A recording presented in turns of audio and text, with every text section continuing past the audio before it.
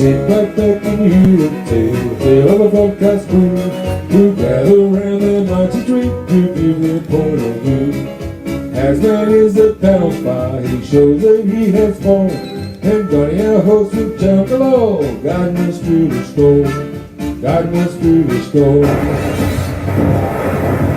Big T's our rock, he keeps us through, he often gets his say, and just alive he knows the girls when everything Dragon's way, and everything Dragon's way. The Mad Dragon podcast is a journey unforeseen with Tasman and Donny too, and there's Big T and Coco, just the start, Mazza and the other crew here on the Mad Dragon podcast. Well, g'day ladies and gentlemen, and welcome to the Mad Dragons vodcast. We are set for our first game of the year against Souths in the Charity Shield, and we've named a surprisingly strong squad. We've got a surprisingly strong squad to take you through the Dragons team as well, so it's a small panel today, not a little bit smaller than our first show on Sunday, but yeah, we've got Jesse and Big T. Big T, are you looking forward to this one? Oh yeah, I'm telling you now, it's looking. They haven't announced a bad side either. They're looking pretty good too. A few top stars out doing Indigenous All Stars and over the States, whatever they're doing. But yeah, I'm looking forward to kick-off of 2024. Fantastic. All right, well, let's have a look at the squad that the Dragons have named, and Jesse, take us through the Dragons squad. So yes, taken through our Charity Shield side for 2024, the 41st Charity Shield. So at fullback we got Tyrell Sloan, on the wing Zach Lomax and Michaeli Ravalawa. The centers Moses Sully and Jack Bird. The new halves combination of Kyle Flanagan at number 6 and Ben Hunt number 7 and captain. At lock we've got Jack DeBellin. Tom Eisniff gets that first crack on the left on the edge with Jaden Sewer. Francis Molo, Jacob Little and Blake Blocker-Lorry make up the front row. On the bench, it's a big bench this one. Conor Hyson, Viliami Fafita, Ben Murdoch-Masilla, Dylan Egan, who's got Flano's got big raps on. He's even a smoky for a debut in 2024.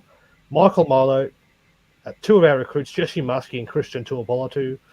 Another with a big future, Savelio Tamale. Matt and Max Fionney, Sione Finau, Dan Russell, Ryan and Toby Couchman, and 28 is Alec Tuatavake, of course, coached by Shane Flanagan. Back to you, Donny. Well, there you have it. That's the Dragon squad, and we will spend a bit of time talking about that a little bit later on. But as we always do, first of all, we go in and we have a bit of a chat about the opposition squad. We do have a South fan that's joined us, but we better do this first. Come with me as we go behind enemy lines.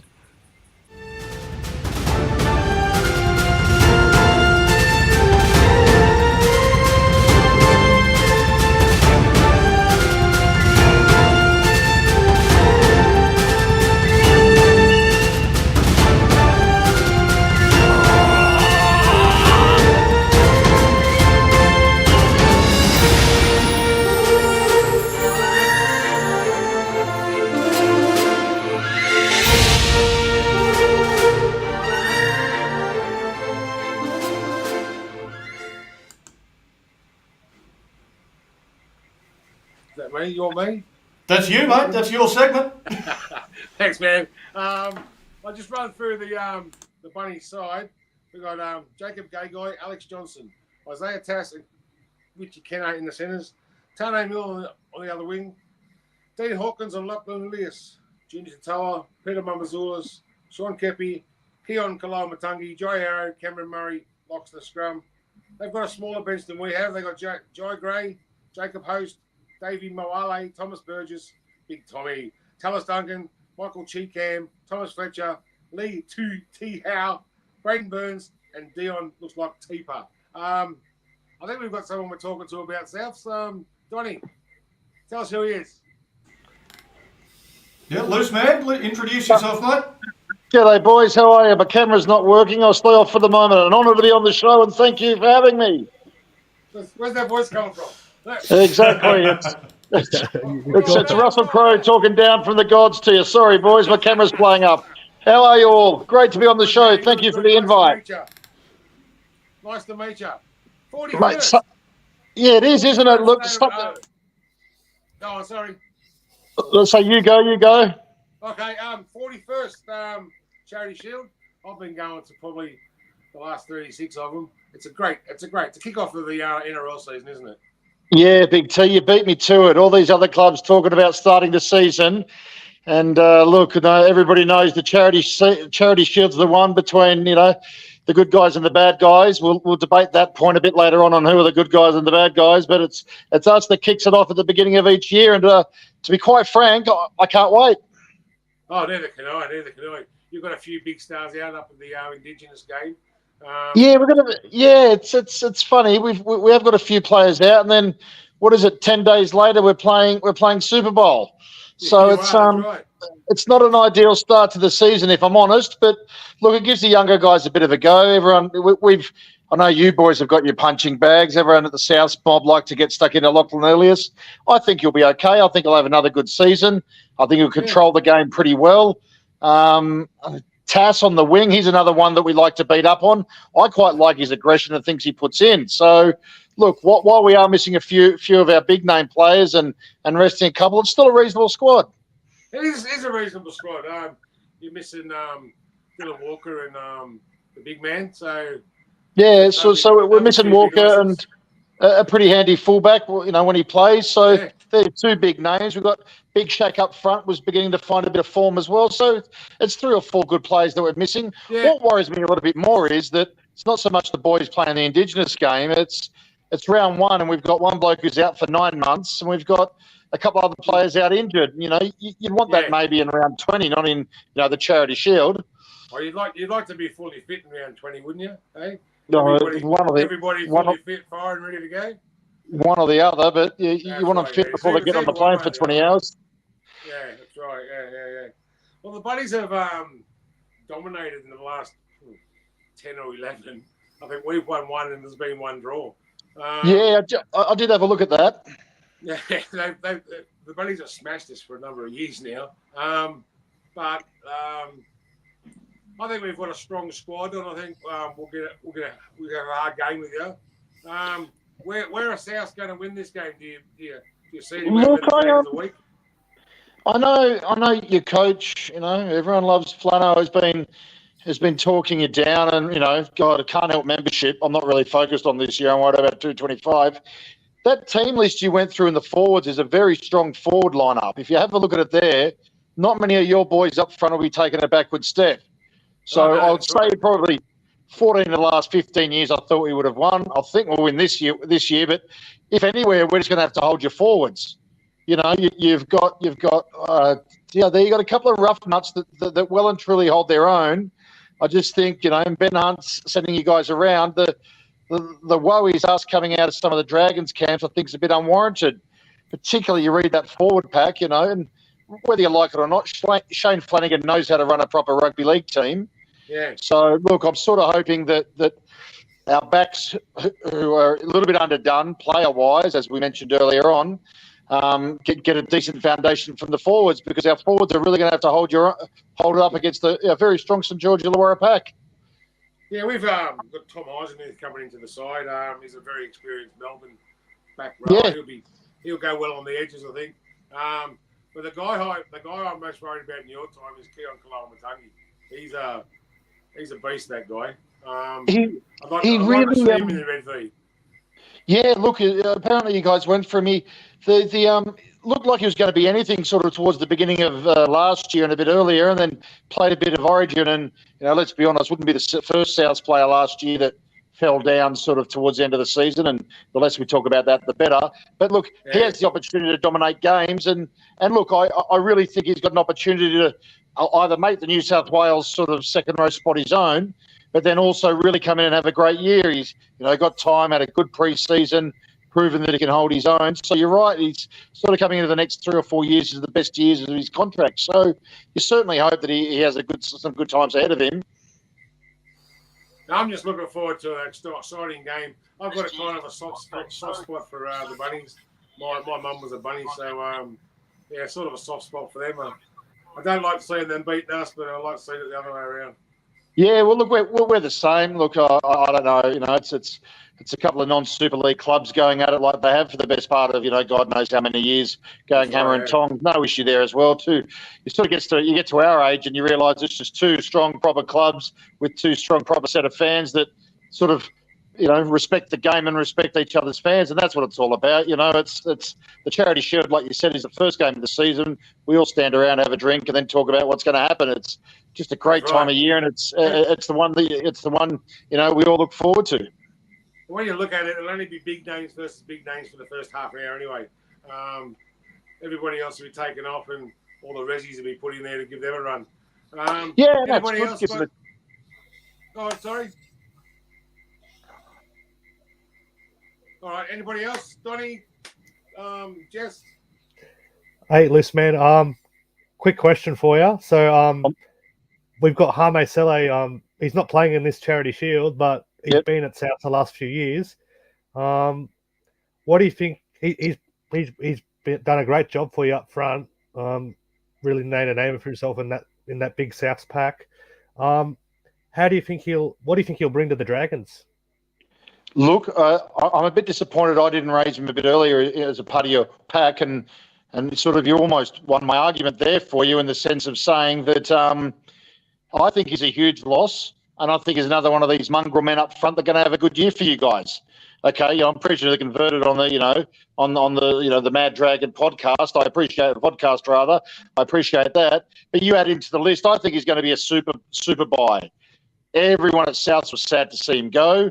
He's got, who am I thinking of? Jaden Sewer was a Souths boy as well. So there's already, originally. So you've got that bond there. I'll go as far as to say I reckon he's probably going to be one of the best signings of the year. If he's not to be in the top 2 or 3, I think he's going to be fantastic for your mob, if I'm honest. He's a huge loss for Souths. Yeah, that's a good question, Jess. He's a South Sydney player. He forced his way into that side last year, and I think he's going to be good for the Dragons. Yeah, I think you're right. A real fan favourite. He'll win your mob over in no time, I'd suggest. Well, he's Dragons Junior, so he's a St George. Exactly. Oh, sorry, he wasn't he? Yeah, pardon me. Yeah. You're correct. Yeah, you're right. Yeah, so he's gone over to South for a couple of years to hone his skill and come back to the Dragons and show us what he really made of. Yeah, he'll be good. He'll be a really good buy. Yeah.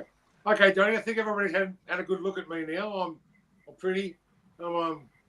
We've lost Donnie. He's frozen. He said.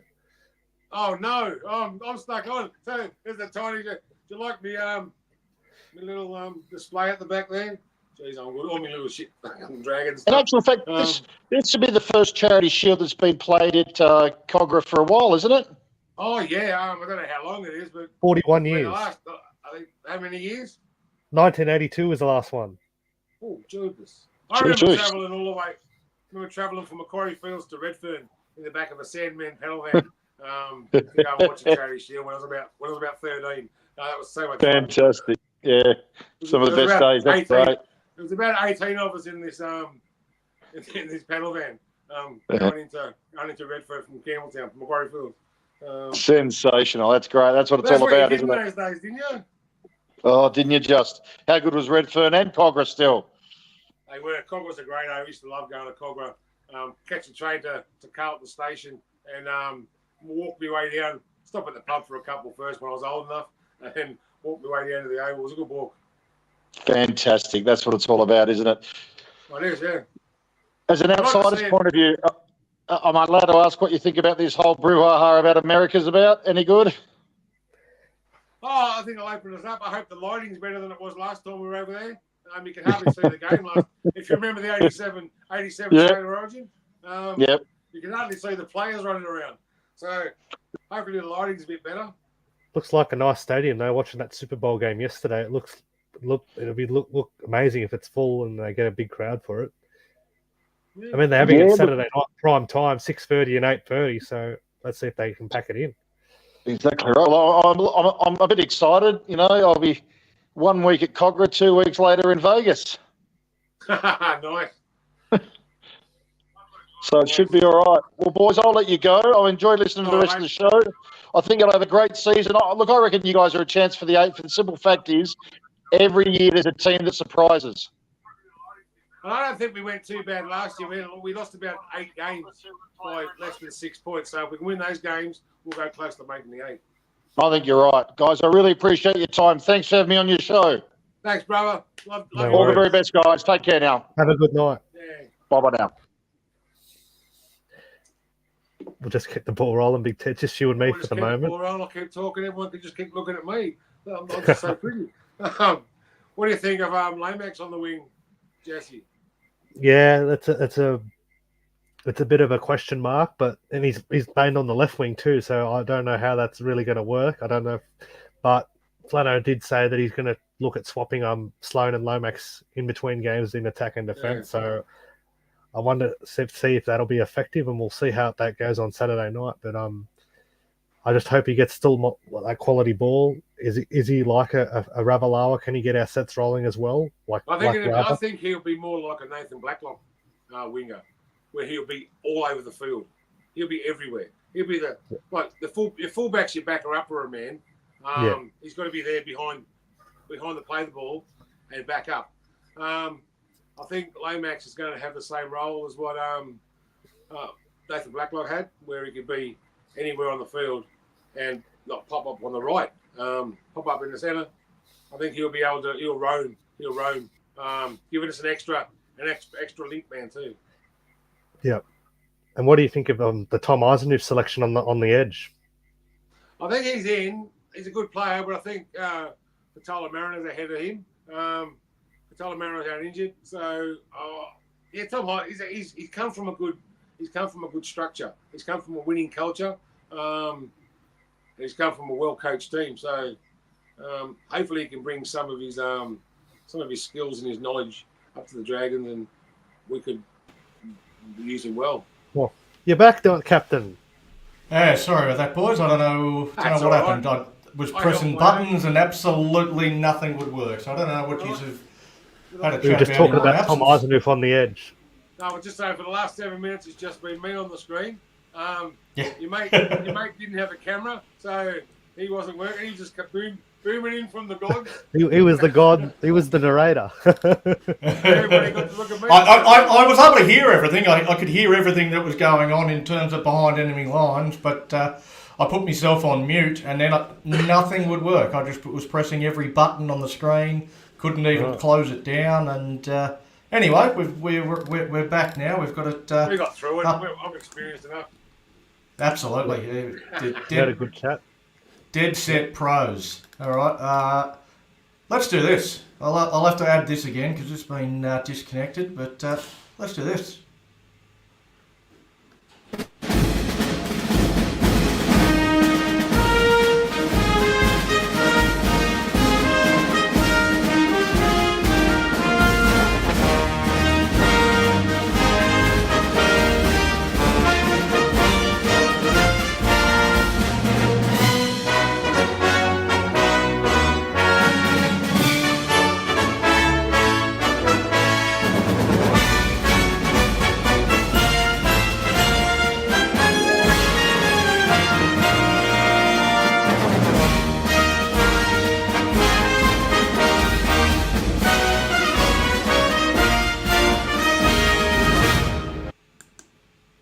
Okay, good evening, everyone. Welcome to the first edition of Jags Dragons Trivia for 2024.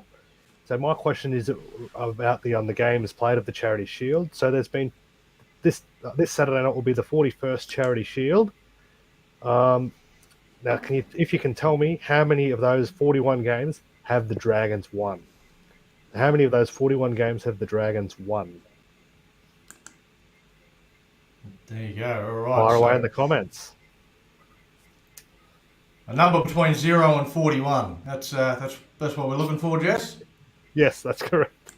Let's see how good your memory is, guys. All right. Well, And if you were paying attention on socials today, you may have seen the answer pop up. So we've got our first answer. Matthew 17. Kosaru, he's correct. Yes, 17. So we've won 17 Charity Shield games. Souths have won 18, and there's been 5 draws. Our most recent Charity Shield victory was in 2022 when we beat Souths in Mudgee 16 points to 10. I remember Cody Ramsey scoring that acrobatic try in the corner, playing on the wing. And yeah, we haven't had much success in the Charity Shield since.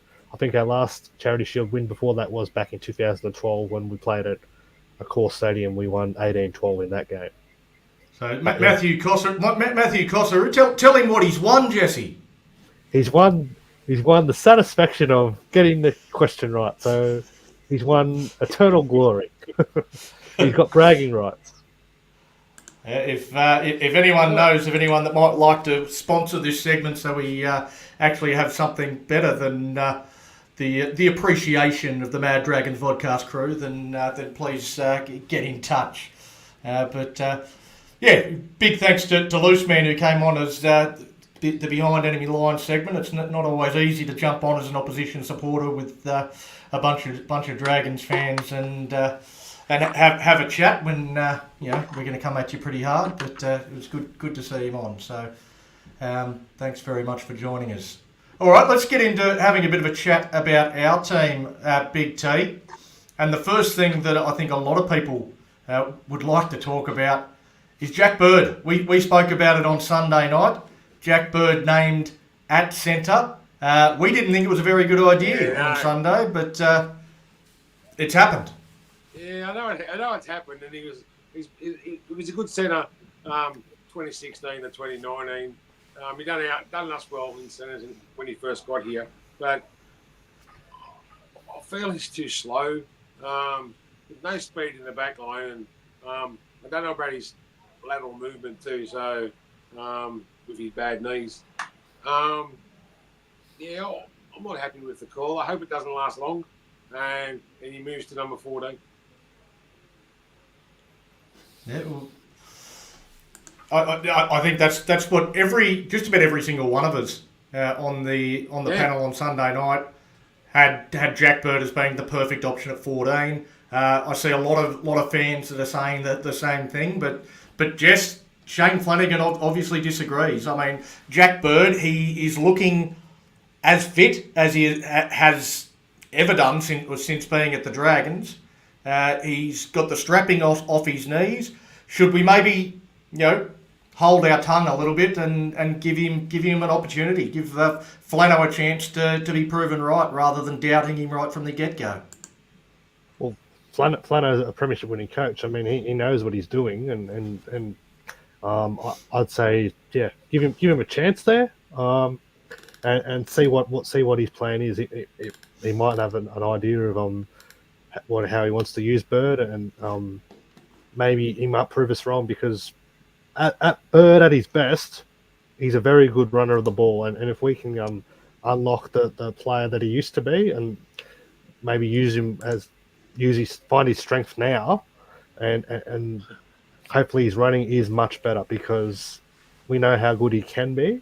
We just haven't seen the best of it at the Dragons, but hopefully he can pick that up, and Flano can unlock what we the player that we know Bird can be, because he is an X factor player when he's on, and if he can rekindle that form and show it this year, the centre position might be his. But yeah, I just want to see how he goes in the trials first before answering that. But yeah, see how he goes in the first couple of trials and see how he goes. Yeah, absolutely, mate. I think we just got to sit back and see if it works. It is just a trial game, so they've got to try the things that they've been working on in training. Greg Fagan disagrees. He thinks he should be in reserve grade. But I think we do have short memories. If we look at what Jack Bird did at the back end of last year, it's probably a fair comment from Greg, because he was walking wounded. He could barely walk. He was struggling to get around the field at all, and he even struggled when he did go back to New South Wales Cup. So I think in that respect it's a fair comment. But he looks like he's had a really good off season, a good pre-season, and is looking fitter than I can remember him looking in quite some time. So, Well, yeah, during I've the got week, my doubts. during the week, Flano does love what he's doing as well. He's got no leg strapping on anymore when he's training, so that could be a good thing, I hope. Like you said, he was a good centre back in the day. Hopefully he comes good. Last year he was playing on broken legs, they were terrible. We didn't have players, so he continued on as long as he could. And he got to, I think it was the last 2 games he didn't play, and there was no more Jack Bird. Yeah, I think the other position is probably a symptom a little bit of Bird going to centre. It means that one of our other centres has to go somewhere else. So Zach Lomax is on the wing. Once again, we spoke about this on Sunday and nobody really thought it was a very good idea. Now that it's happened, Jesse, are you coming to terms with it, or do you still think it's a bad idea? I don't like it. He's going to play on the left wing too. I mean, everyone bagged Hook last year when he switched Lomax and Sully from right side to left and vice versa. He's going on to the side that he doesn't prefer. I mean, why wouldn't you try him on the right potentially and maybe put Rava on the left? Yeah, I think he's going to be wasted on the wing. I don't know if he'll see as much ball as he does at centre, because we know how good a centre he is, and he has that right foot step, and we know he likes to flick past the ball out as well. So it may take him time to get back to playing on the wing, because I don't think he's played a lot of wing in the top grade. But there is, Flano has spoken that he will look to interchange Sloan and Lomax during games, like have Lomax at fullback at periods and put Sloan on the wing and then swap them back in attack and defence. So we know Lomax is a good runner of the ball, so if he can unlock that and come running from the back and get us some metres and help the forwards gain ground, that would be good. But yeah, I just worry that he'll lack getting ball, and his footwork won't be too good there on the wing. He's really wasted there. I think he's more suited to the centre, but we'll see how it goes as the same thing with Bird, and hopefully it works. Yeah.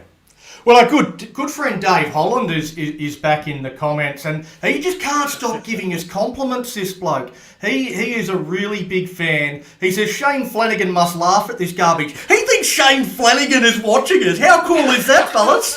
Hey, Shane, He might be. I'd also like to add to And that, Kyle as well. Kyle as well. I've had a think about this Zach Lomax wing thing.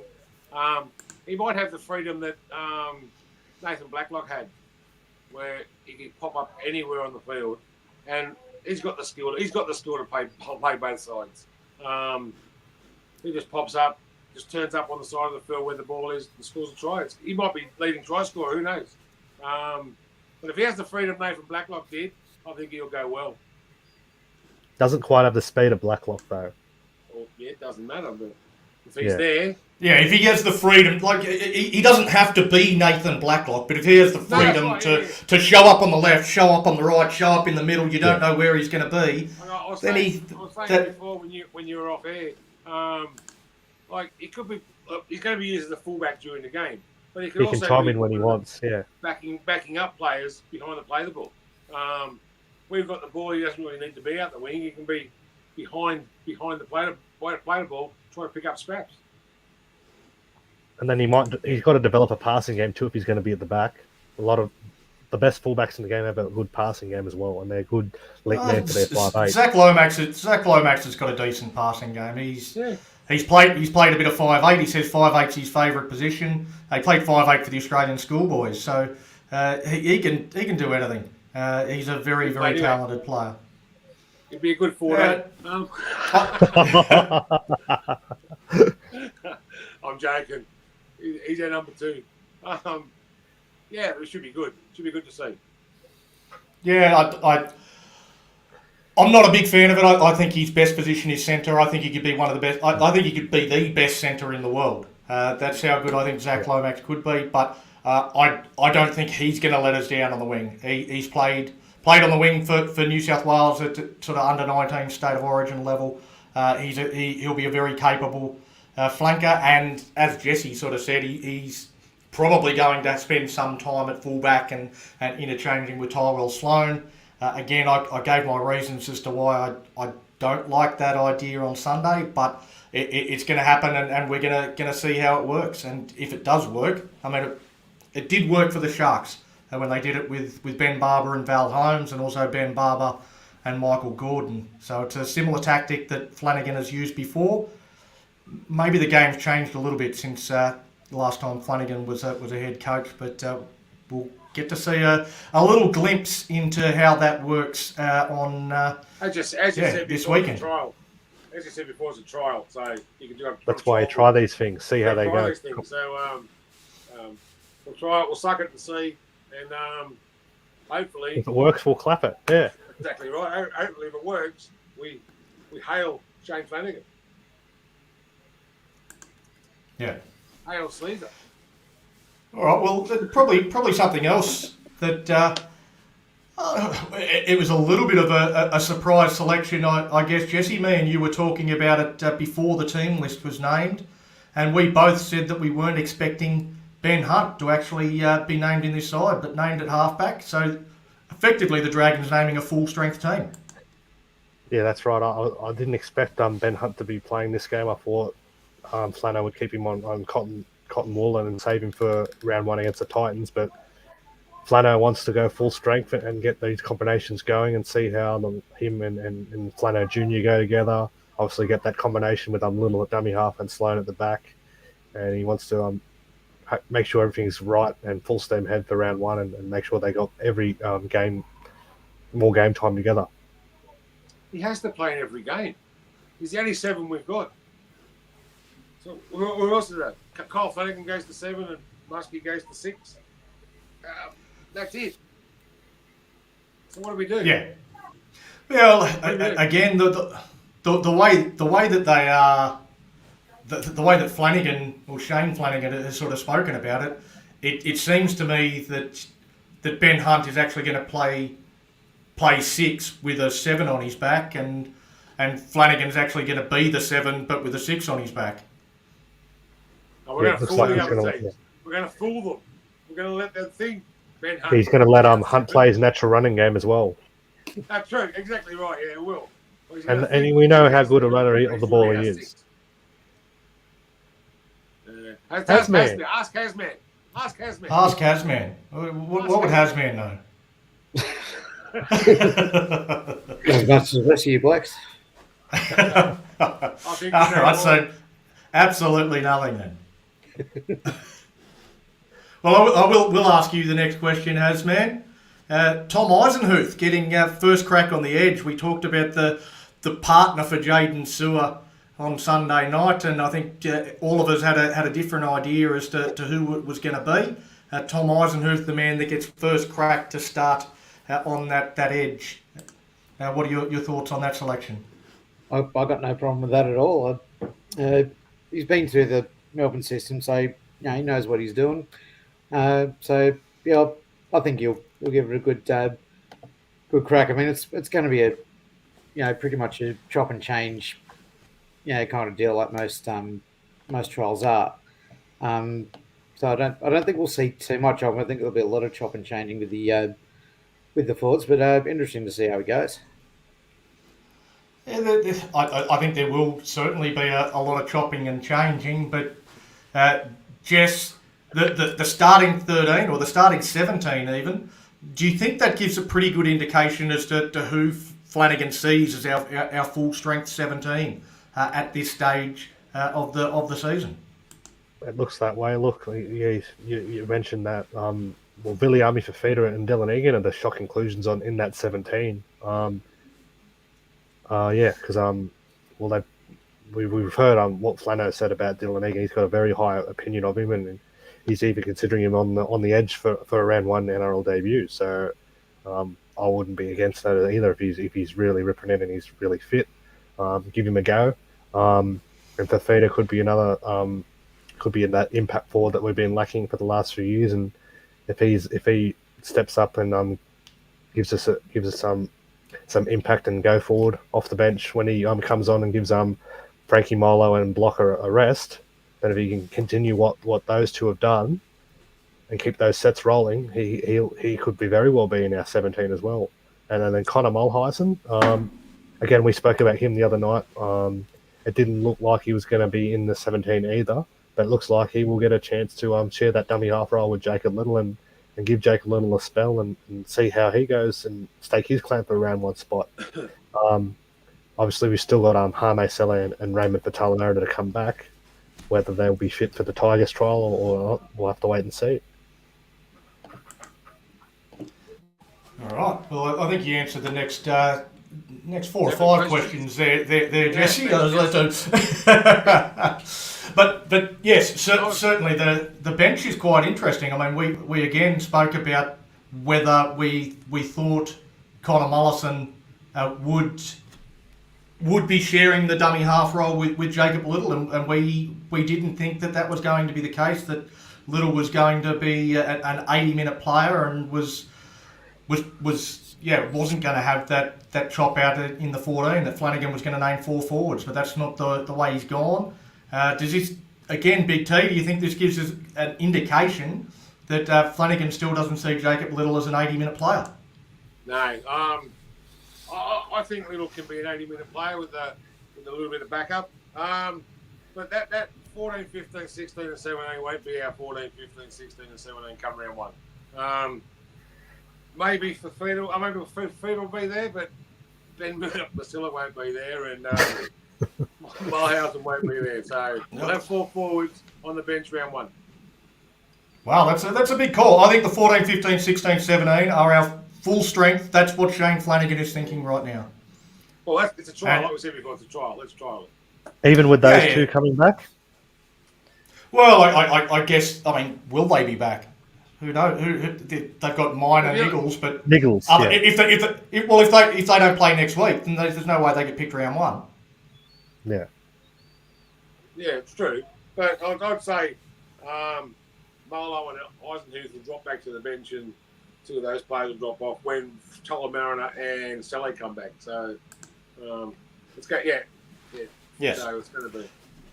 Yes, Rory. We realise it's a trial, but looking at thank you for pointing that out. But the point of the trial is that Shane Flanagan has named what he thinks is our best team. He has named what he thinks is our best 17 right now. That may change based on performances in this trial, but right now this is what he thinks is the best 17, and I think that's worth discussing. Yeah, it is. Yeah, but like I said, Saleh and Talamera will come straight into the side, I think, when they return. If they return. They might be out for 6 weeks and we don't know yet. Bloody hell. So we don't know what the injury is. What is this minor niggle? Two of our recruits are now on the injured list. What's going on? I think they're just minor niggles, and they'll be back next week. They'll be back to play the Tigers in Mudgee. And I think we'll see. But since when is an injury report? It's a minor niggle. Of what? Of what area? What is the injury? Tell us the injury. He's had a foot injury for the last. For 3 years. Yeah. So. And Hame Sele had a leg injury at some stage last year. Yeah. So I don't know if he's redone that. Well, again, we haven't actually got to the bit where we're sort of talking about the players that are out, but we've sort of fallen into it. But injured already. Hame Sele, Raymond Fatalamara. I agree. If they're fit, they come into this 17 somewhere, and they probably fill those spots on the bench. But Hasman, I get the impression you're pretty happy with the selection of Ben Murdoch-Vasila on the bench, and you think he should probably be starting? No, absolutely not. I think he's absolutely been kissed on the phallus, as you so succinctly put in the chat earlier. I can't see with everyone else being fit, I can't see him even making the extended bench, unless he's really smashing it at training and has managed to somehow convince Flano that he's worth it. I think there's just too many players with too much in front of him. Yeah, Actually benches the most. Well, I posted what I think my first grade and reserve grade team would be, and I had Ben Murdoch-Masila as 19th man in reserve grade. So that gives you an idea as to how highly I rate him. I think that he was I don't understand why he got so much footy last season.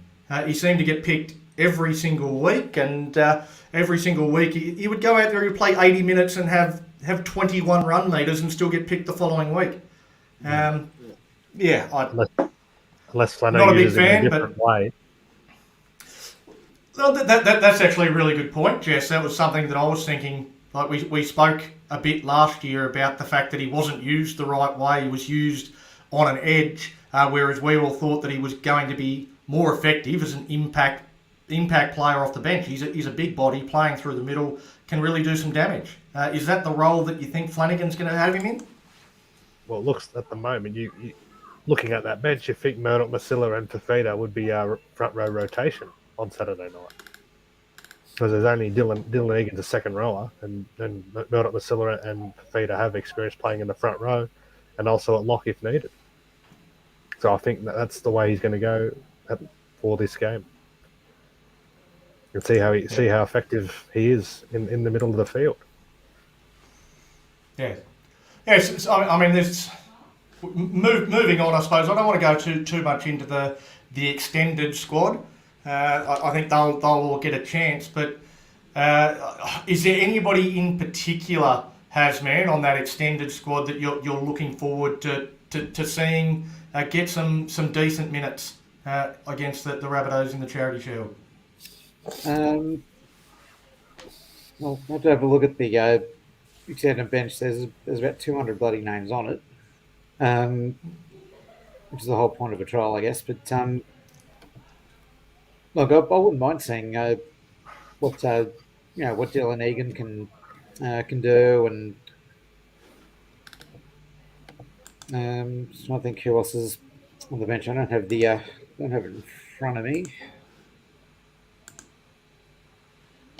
She wears it on. Don't worry about Thought it was okay. I Getting like that for to later. see Muskie's going to get a lot of minutes. Team list is there, isn't it? Muskie's going to get a lot of minutes because Ben Hunt's going to play 20. Puff. Oh, he's trouble. Yeah, g'day guys, if you can hear me there. that. Got you, mate. Yeah, how are you boys? Happy you New going? Year, Merry Christmas and all that, mate. Yeah, a bit late now, mate. Well, it's the first time just I've saw- seen you since then. Yeah, it's been a while. I just saw you guys on. I thought I'd better jump on and say g'day. I've had a birthday since. What's that? I said I've had a birthday since we last seen you. Yeah, happy birthday. Happy birthday. yeah, mate. So, how you guys going? Yeah, really good, mate. Pretty good, mate. Yeah. Yeah, go, mate. Looking Living the forward to life seeing the of the footy South back Coast. this weekend. Yeah, should be interesting. Yeah, have you had a chance to have a look at the squad at all, Mick? Or Yeah, just like I think it's going to be pretty much the same old stuff. Flanagan hasn't got anybody. It's all sort of going to be pretty much the same. I don't really see us being any better. I think we'll be down the bottom again. yeah, not. And not but overly hopeful. we didn't get anybody, mate. Like everyone was raving Flanagan was going to be the big guy and he was going to get players, and every single guy he wanted to get, he didn't get anybody. Okay, he got his son, but I mean, he's not exactly up there with the biggest names of the players in the game. I'm sure he's a good player, but he's not going to turn our life around. And who else has he got that's going to be making the big difference for us? There's just no one there. You go to Eisenhuth and, bloody Tuapolotto. What are you talking about, Puff? What's that, Matty? We've got Tommy Eisenhuth and Christian Tuapolotto. He's managed to pick them up. What are you talking about? No, but mate, the Manly Fine. fans are Armand glad that Saleh? guy's Armand gone. Saleh? That Manly winger, mate, they're saying they're glad he's gone. He's rubbish. I mean, I don't know. I don't even know. They've never even seen the guy play, so we never clue. But if you get on the Manly sites, mate, they're happy that guy's gone. So who'd we forget then? They're not going, oh, gee, show me missing that guy. They're Armand glad to Saleh see him did go. Yeah, Saleh, he's pretty good. If Leilua comes back, I'll be pretty happy.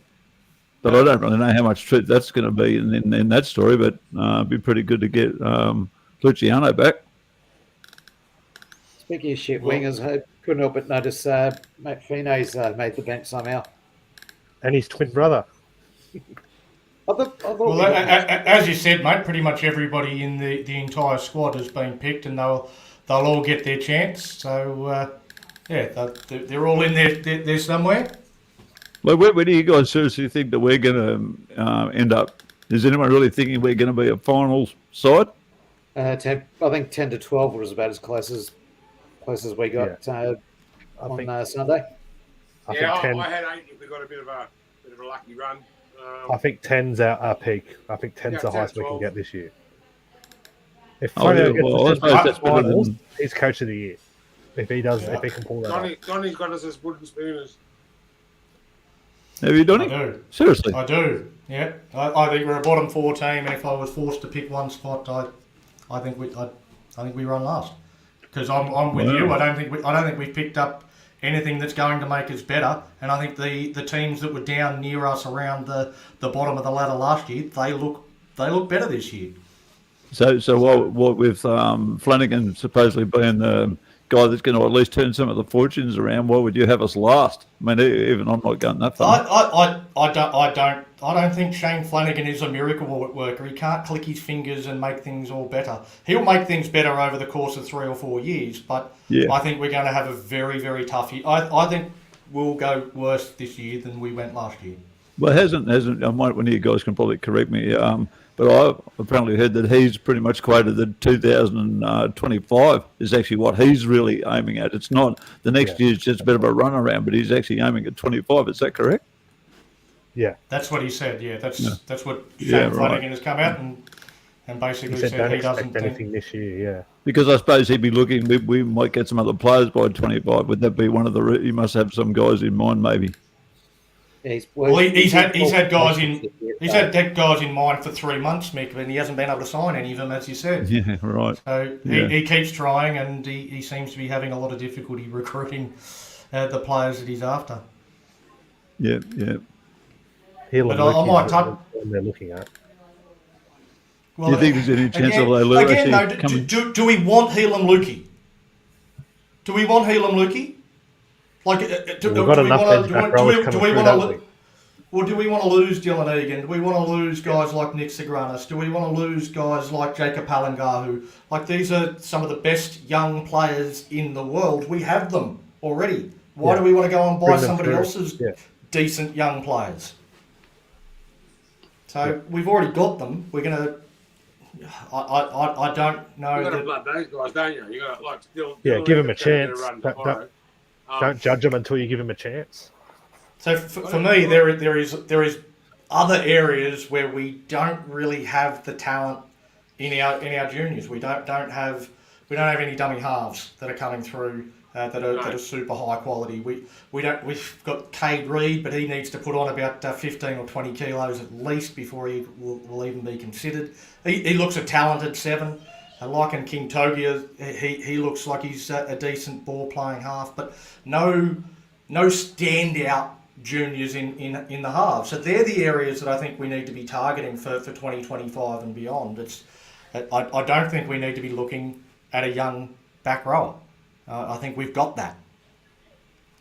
So Yeah, we've been well known for grooming good forwards in our teams. Go all the way back to Rod Reddy and Craig Young and all them. They were all groomed good forwards coming out of the area, and we do need halves. We haven't been noted to bring halves through.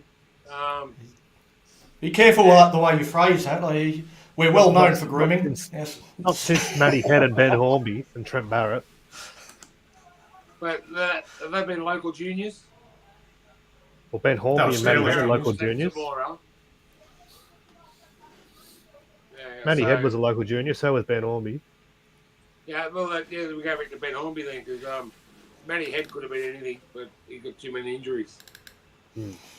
He's not alone in that. I think there's been a lot of players over the years that would have been great players if it wasn't for injuries. But Crueling injuries. Look, the thing that I'm interested to see about Kyle Flanagan, if anyone's going to get the best out of his game, it'll be his dad, because Flanagan's going to realise, well, I'm now playing for this big club, and my dad's the coach of it, so he's got to lift his game. Otherwise, he's going to make his dad look bad, not just a club, but he's got to think about his father. So there's a big expectation on a kid, but he's actually not a bad player, so he might suit Hunt pretty well. And Hunt's apparently, I don't really know if Hunt's telling the truth or he's just saying what you typically expect Ben Hunt's going to say, but he's been raving about how good Cole's been in training and it's going to take a lot of pressure off him in his game and all that sort of stuff. So he might be a little bit of a dark horse for us, Kyle. I hope so. Donny? Yeah, didn't Ben Hunt probably say the same things? What about Kyle Flanagan? You basically said the exact opposite of what Puffs just said.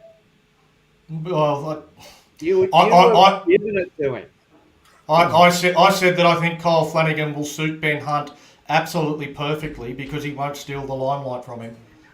Because he's not capable of stealing the limelight from him because he's not good enough. So that was more or less the message that I had, that I don't think Kyle Flanagan is good enough as a half for NRL level. But as you said, he's got his dad as coach. For me, I think it's a terrible signing because I think right from the get-go, it puts pressure on everybody. It immediately puts pressure on Shane Flanagan.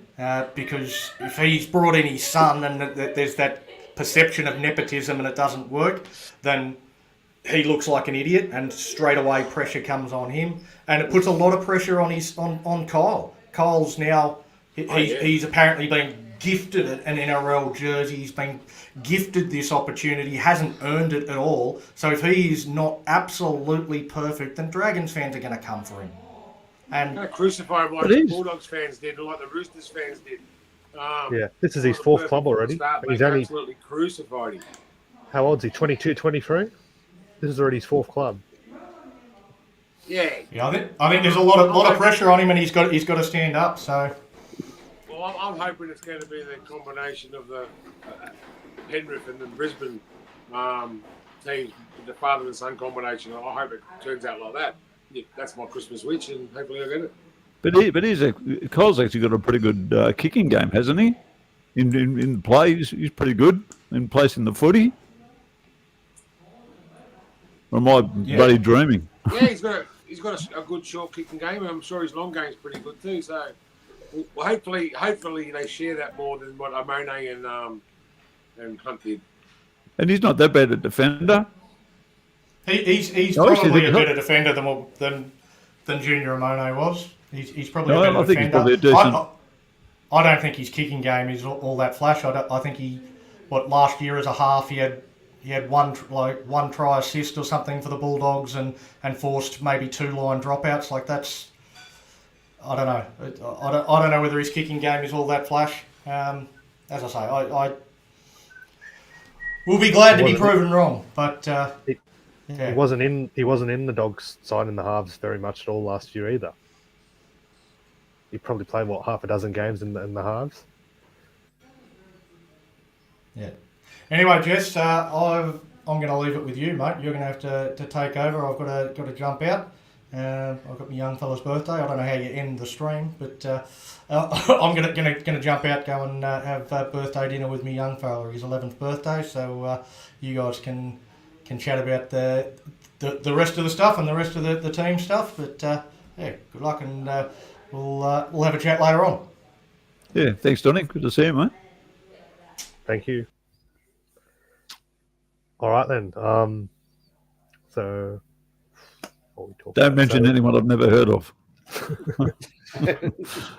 which is a lot of people. Right. Well, Well, there's I think that pretty much leaves us with Fume Ono on the bench for New South Wales Cup. Then I think Puff.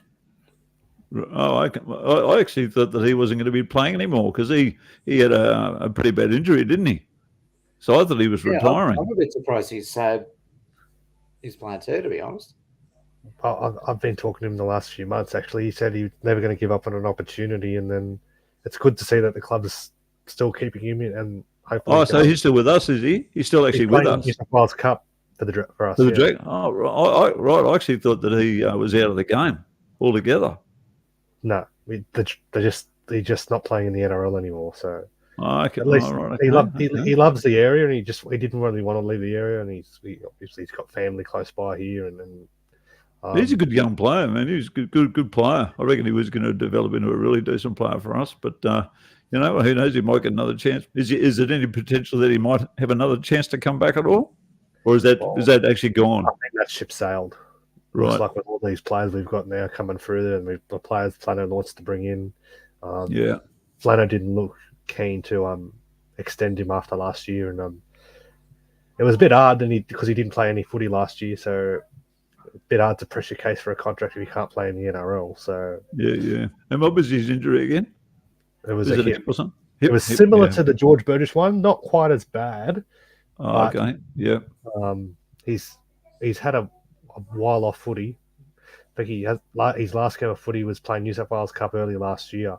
But that's the last time he played. But he didn't want to give up. He even had hopes of making the Indigenous All-Star side, but that didn't eventuate. Right. But we'll see how he goes in New South Wales Cup, and be good to see him back on the field. So just quickly, what's this new stream that we got going? Instead of Zoom, I've never heard of it. It's just a new such a new platform that we're trying. And right, is it better than Zoom? I mean, it looks pretty good. The quality looks better. I mean, you can see people's comments pop up on the screen as well. So people. Well, I like the little. You see the names on the screen. Jag, Big T, Hasman. Looks pretty cool. Yeah. And in red and white as well. That's even better. Anyway, is that by accident, by the way? Or is that planned? Did you guys set that up to make it do that? Looks like Donnie's planned. Donnie did it, did he? Yeah, right. That looks pretty good. Have you seen the team, Puff? What do you think of the team Flano's name? Like, we've seen a few different selections. Matty, have you got that in front of you, Matty? Sorry, mate. Have you got that side? I did look at it earlier today, but I've sort of forgotten probably half of it. Can you just quickly read it for me if you have it, please? So what am I looking at? The team. The team. Yeah, the team. Well, I haven't done one of this for a while, actually. Do you just want the sort of the top 17, or do you want to go through when there's about just give us the 17 picks, Matty. Yeah.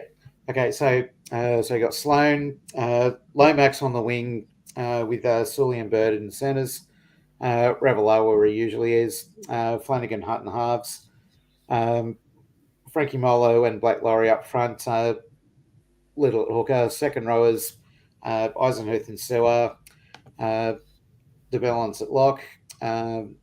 Then on the bench, you got Mollison, Fafita, Murdoch, Wasilla, Egan, Couchman, and so the list goes on.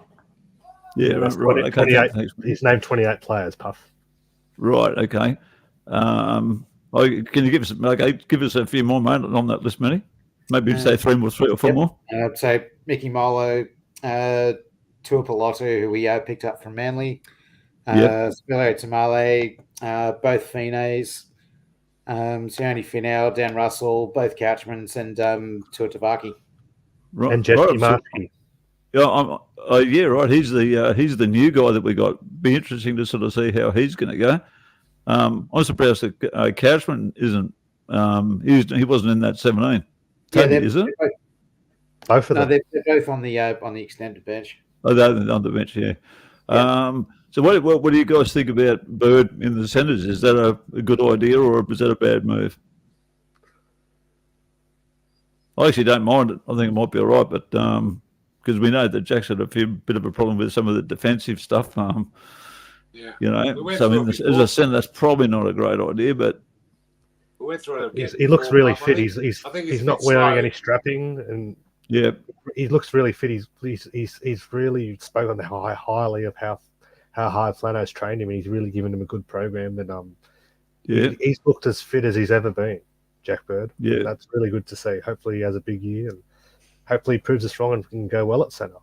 Well, Michael Milo looks pretty good too. I see him a bit wandering around. He's looks like he's sort of put on a bit. His legs pretty solid boy. I see Francis as well. You know, they're solid guys. And then Lomax on the wing. What you like that one? That's that's a bit weird because he hasn't got the speed. He hasn't got. I think he should be the fullback. That's my personal pick. I would have Sloan on the bench, and I'd have Lomax at fullback because if he's just on that right centre all the time, he can only pretty much play that side. But if you kick the ball to Lomax 35 metres back and he goes back to get the footy, he can go in the middle, he can go left, he can go right, he can go wherever he likes. And Lomax always, just about every single time, beats the first defender. Well, He hardly ever gets tackled first. He always pushes that guy off. So why would you put a guy like that on the wing? He's got the strength and the power, but he hasn't got the speed. So that to me is a perfect fullback. So, but anyway. Why is he on the wing anyway? Takes the flick pass out of play to a degree. Well, yeah, okay. Maybe not. He can still flick it back inside. Something we've highlighted before, but could be a defensive ploy as well because Matt Fino was on that wing last year, and we know how many tries he let in. Zach Lomax is a pretty sound defender, so it could be to give us a bit more steel on that left side. So sorry, Matty. Who were the centres again? Sue and Sully and Bird. Sully, sorry. And who's the other Sully one? and Bird. Of course, yeah. I was just talking about Sully and Bird, right? Okay. So then you've got to put Lomax somewhere then. I mean, Lomax you guys can don't. play fullback as well. Puff. He'll be swapping. Well, with, I think the plan is he's putting him on the wing so that he can switch. Yeah, Right. that's the plan. Line at various And points. and then Sloan will go to the wing when they're going to put Lomax back at fullback, and they just, the one good thing probably about that is it'd be confusing all the teams because they'd be looking, they'd look up, go think, it's bloody, Lomax, and then they think it's Lomax and it's bloody Sloan. It could actually really confuse the hell out of people. So, Well, like we were saying Sloano's earlier, used that method before at Cronulla. Cronulla, yeah. So, I just can't see Lomax as a winger though. That's the only. But I suppose breaking, as I've saying before, breaking that first player as a winger, that could be really dangerous too, because you probably push the guy over the sideline and keep going. So that could be good. It might be something that Flanagan's got planned out that I can't sort of envisage at the moment, but it might work. Who's everyone most looking forward to seeing in this trial? Like a new recruit and an emerging forward. Who's everyone looking forward to in this trial? Just name your player and who you think. See how Jesse Marsky goes. I think he's a really good 5'8". He's played finals football in the Rezzies, so hopefully he can come through and maybe push Kyle Flanagan back to 14. Hasman, do you have someone you're looking forward to seeing on Saturday night? Any particular player? I'm just looking forward to seeing how the forwards go. I want to see how Tuipulotu and Tamale go if they get a shot. I've noticed he's actually got Toby Couchman on here twice, so yes, everyone said that all afternoon. he must be an absolute gun, that guy. We play two positions. I want to see if Connor Mullison can sort of shake things up a bit and press his claims because, I mean, who's our backup hooker at this point? He is. Like Jacob Little's our only hooker inside the top 30. Obviously, Ben Hunt can play there, but he's not going to. Basically those two. You got Little and Mullison, that's it. Yeah. And I can't see Hunt going there. 5'8". I think Marshke actually can play a little bit of hooker. Yeah, he could do. Yeah. See, that's the problem with that bloody thin in the halves. I mean, Yeah. what the hell happens if Hunt goes down? Well, Flano's hinted that he might put Bird in the halves with Flano Jr. And we lose the next 20 games if that happens. Yes, I don't see Kyle Flanagan as a number 7. He's been tried at the Dogs, it hasn't worked. He's been tried at a big club like the Roosters, hasn't worked. Hopefully, his old man can get the best out of him, because that's what we'll need from him if we're going to have a successful year. I mean, Puff, who do you looking forward to seeing in the team? Any particular player you're looking forward to seeing, or? Now that I found out that Lomax is on the wing, that's probably something I'm really interested to see. But Little, I think I really like him at the Dragons. And last year he played some pretty good footy for us. I think he's a very smart, good footballer, and I think sort of the more games that he plays, he's just going to become a better player. He's got some really good footy brains, that boy. So yeah, probably him, but I guess probably Lomax, because he's one of my favourite players. So I'm really sort of keen to now see if that wing thing actually works. Yeah, he could be a masterstroke by Flanagan. It might Lomax get on the wing, and he might be devastating out there just because of not the speed, but the strength that he has in pushing defenders off. If he can get a couple of defenders off him on the wing, he can get a ball back inside to the centre. So who's going to be playing on the inside of Lomax? Inside of Lomax will probably be Sully, I'd say. It'd be Bird and Ravalawa. Unless Flano swaps it up. Like, you think of how dangerous like that could be if Lomax actually makes a break and he can get a ball back into Sully. Like, that could be pretty dangerous football as well. Yeah. So it actually might be really masterstroke. I still can't see it in my head. I wouldn't pick it and I wouldn't do it, but Flanagan might have just come up with something that's going to be really good. I hope so.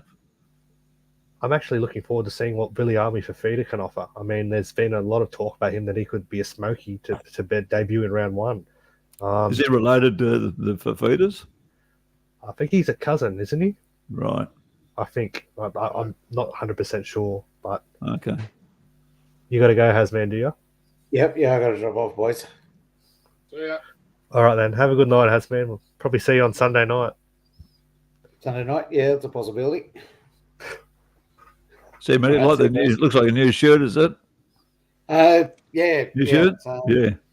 The old man got me this one. Yeah, no, it's a nice one. It's a good one. Yeah, it's all right. From, I think it was last year, but yeah, the thing goes all right. Well, it's a lot cooler than wearing the bloody jerseys, isn't it? That much. Yeah, for sure. Pretty hot at the moment. All right. See you, boys. I'll catch you on Sunday. See you, man. Have a good one. Yeah. Okay, so so what was I going to say? Fafita, yeah.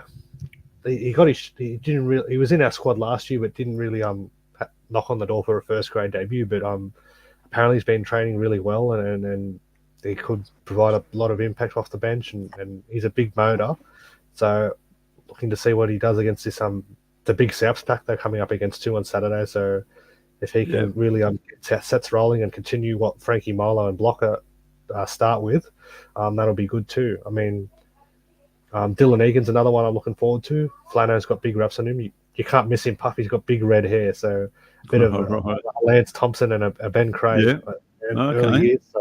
Flano is our fittest forward running around at the moment. He's only 18, 19. So I think if he goes well, he could potentially be our long-term back rower. So he's playing.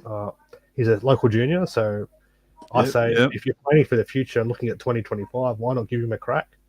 Yeah, exactly right. He's not. Fafita's no relation to the Fafitas. Oh, right, okay. No relation. All right. I suppose the thing that could be in our advantage this year again is that even amongst the fans and probably the other teams, that we're not going to be rated very highly again, and that could actually play in our favour as well, because the expectation of us to be better isn't there. So we actually might end up being better, and we actually might roll some people. You just don't know. With Flanagan saying that we're not going to do well this year, that's just deflection. That's just deflecting pressure off us.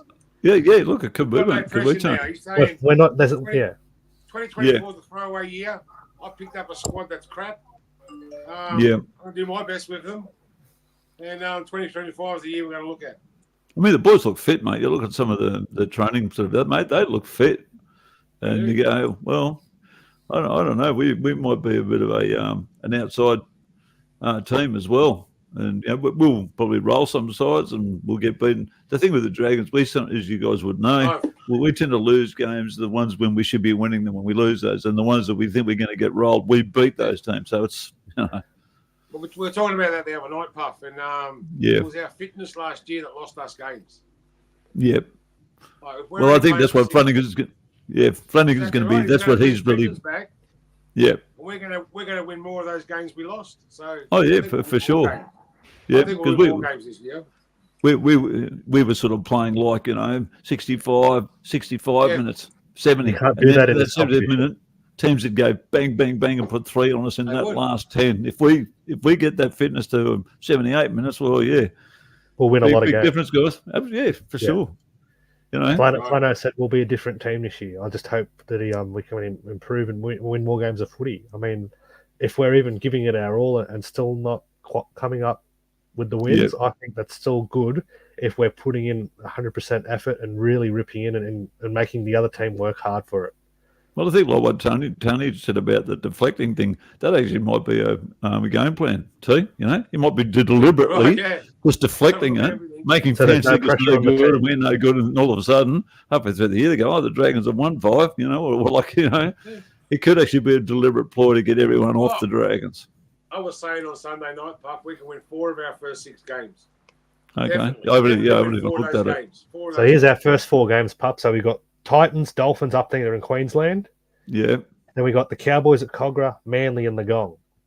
Oh wow! Okay. None of them played finals football last year. Right. Okay. We don't play. We usually pretty good on Titans. We play Newcastle up there. Well, there's a stat out there about the Titans. We played them twice or 3 times if you count last year in round 1. Right. Twice up on the Gold Coast, we played them in round 1.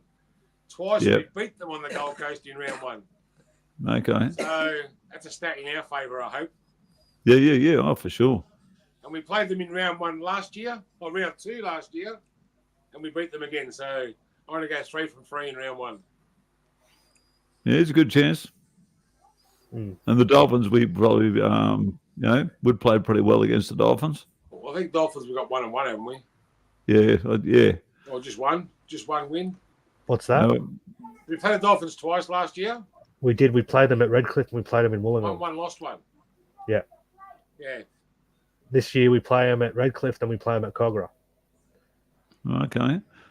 So you guys have probably had a look at the rounds for the year. How many games have we got at Cogra and Wollongong? Oh, it's 12 and 12, isn't it? 6 and 5, I think. 6 in Wollongong. Okay. And then we got Anzac Day at the Footy Stadium. That's our home game this year. But that's probably not. Yeah. That's probably not too bad. And I think what's the ratio on the Friday nights or Sundays? Have we got mainly Sundays? We've got Hasman said the other night we got 8. Is it Big T? 8 games on 9. Okay. 8 games on Channel 9. That's not bad. Broncos probably have 23, but our travel's the best. Our travel's we don't have. First 2 rounds we play outside New South Wales. Yeah. And we don't play outside New South Wales until round 19. And then our last game outside New South Wales is Broncos in Brisbane. So we play 4 games outside New South Wales all year. Wow. Yeah. We don't even have to go to Canberra or New Zealand. That's unbelievable. 19 rounds we don't go outside New South Wales. Don't go to New Zealand or Canberra. It's unbelievable. We have a trip to Melbourne though. We have a trip to Melbourne, and we have a trip to play the Broncos in Brisbane. 3 games in Brisbane. In Brisbane and Gold Coast, and 1 game in Melbourne. That's our travel done for the year. Yeah, that's probably one of the better. But the two last for ones, us. round 19 and round 22, in the middle of a very, very tough period. We play some good teams around then. here's one good thing. We play Penrith and Brisbane minus their Origin players during the Origin period. Yeah. Oh, wow. Well, that's definitely in our favour. Yeah. So obviously Ben Hunt would go. He'd be playing Origin, so he only would one. come in with Flanagan then. He would step up to that role. I think he's talking about putting Bird at 6. Yeah, right. That's what I probably thought he'd do.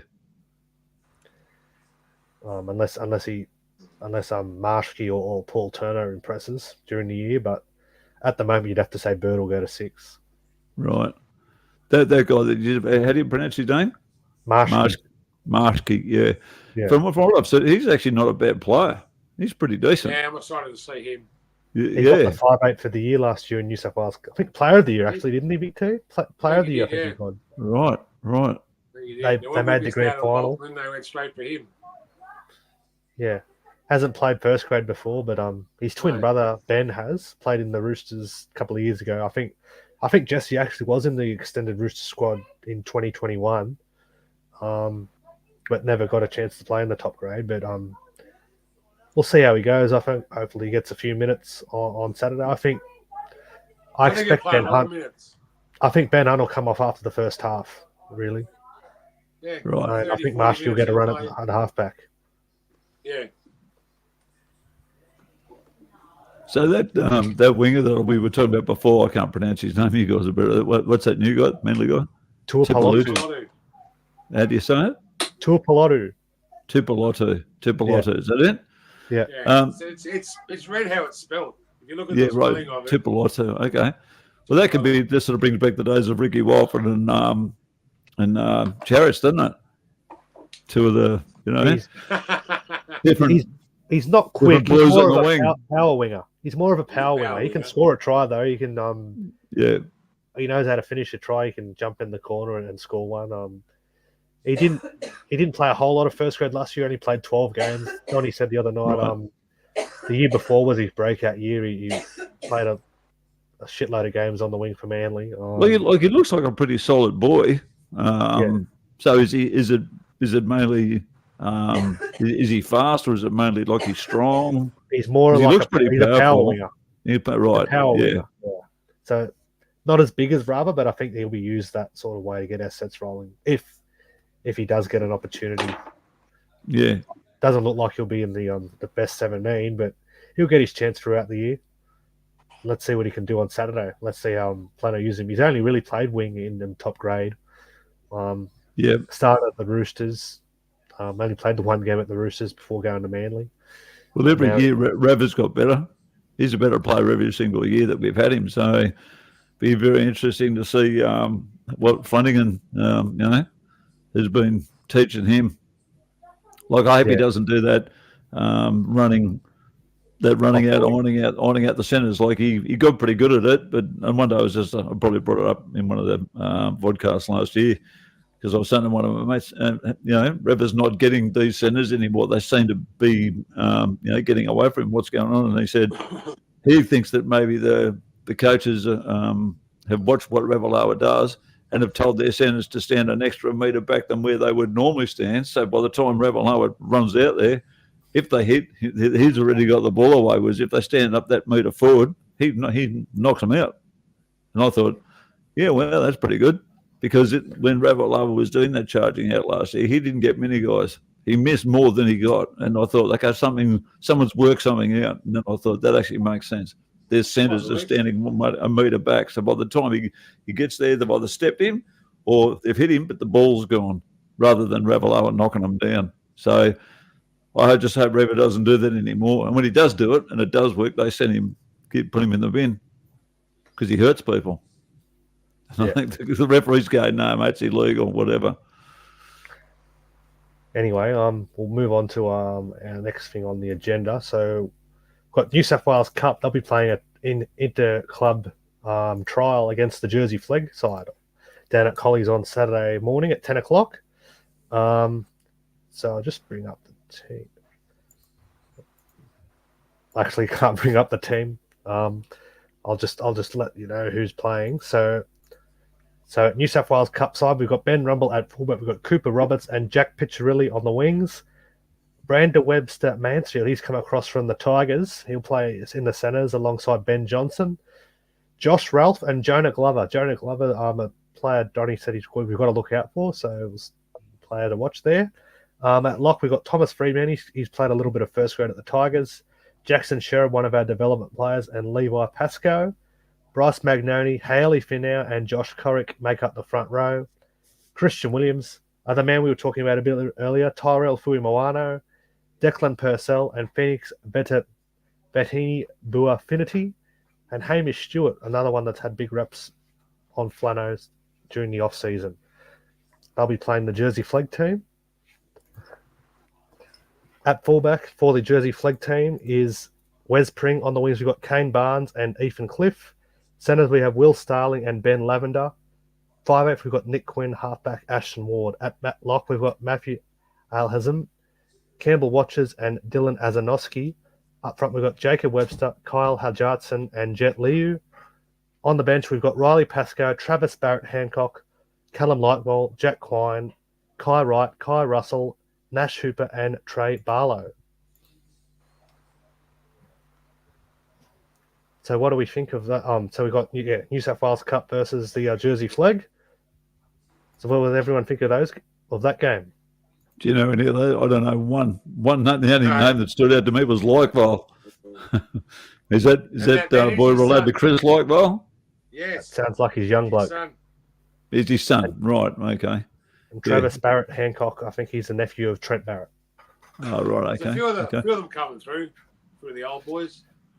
Yeah, I'll tell you what, Jesse, you read some of those names really well, mate. I don't know if you practiced them, but they sounded pretty good. No, I just went off the cuff. I would have stumbled over a lot of those guys. Wow. Now, just mentioned in that one, so Hamish Stewart was Flano was talking about him all season, had a big reps on him in the off season. Has anyone surprised that he not get a run in the top grade in the Charity Shield? Is that the fullback? No. No, that's Trey Stewart. Hamish Stewart. Trey Stewart, sorry. Yeah, Trey Stewart. Yeah, well, you got Hamish Stewart. You got Buchanan coming through too. There's a young bloke called Buchanan, and I think he's a centre. He's looking good as well. He's playing SG ball, yeah. Yeah, but he's big enough. They're both big enough to play in the top grade. Again, it's just them knowing what they have to do to fit into the top grade. So they've got to learn their structures. So. Yeah, I mean, SG Ball would be a big step up to the NRL straight away. Yeah, it's been done before. Skip the grades. Like normally, if you go play SG Ball, your next step would be playing Jersey Flag. Do that? He went from SG Ball to straight up into the top grade. No, that's when they still had the under-20s comp. So he went. Long, though. He would have had SG Ball, then he went straight into the under-20s. Yeah. Then he went to first grade after that. Yeah. What else we got there, Jess? Anything else on the agenda? We got one we were talking about before. Ben Murdoch-Masilia's been named on that bench. What do you both make of that? I know we've talked about it.